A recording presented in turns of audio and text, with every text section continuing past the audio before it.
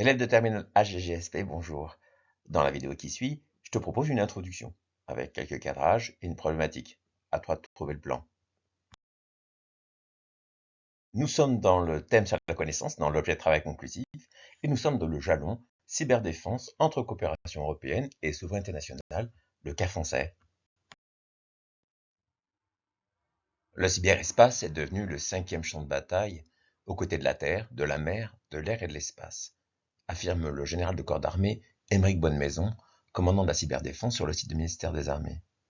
Il précise que le cyberespace, contrairement à la Terre, la mer ou l'espace, n'est pas un milieu naturel.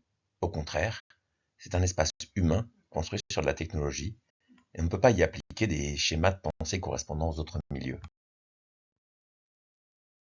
À l'ère du numérique, la question de la maîtrise des technologies de l'information croise désormais celle plus ancienne de la défense et de la paix. L'univers numérique, loin d'être un simple espace de communication, est devenu un territoire stratégique où s'exercent rivalité, ingérence et lutte d'influence.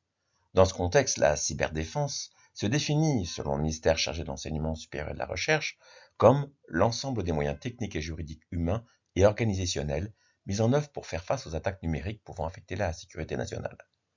Face à elle, la cybermenace, elle, désigne le risque d'attaques ou d'activités malveillantes susceptibles de compromettre la disponibilité, l'intégrité ou la confidentialité des systèmes d'information, qu'il s'agit de tentatives d'intrusion, de sabotage, d'espionnage ou encore de déstabilisation.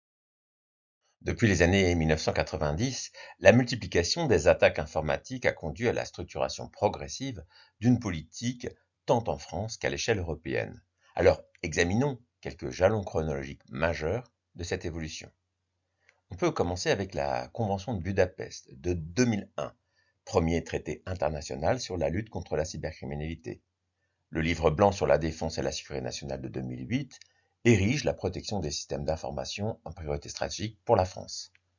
Il ne faut surtout pas oublier la création en 2009 de l'Agence nationale de la sécurité des systèmes d'information, ANSSI, A-N-2-S-I, chargée de piloter la politique de cybersécurité de l'État.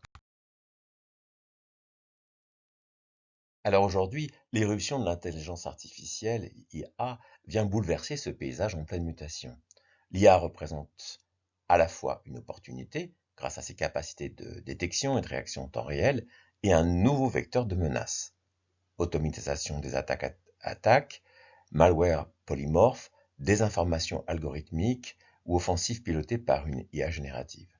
Les États doivent sans cesse adapter leurs réponses à des menaces de plus en plus complexes, plus rapides et plus globales.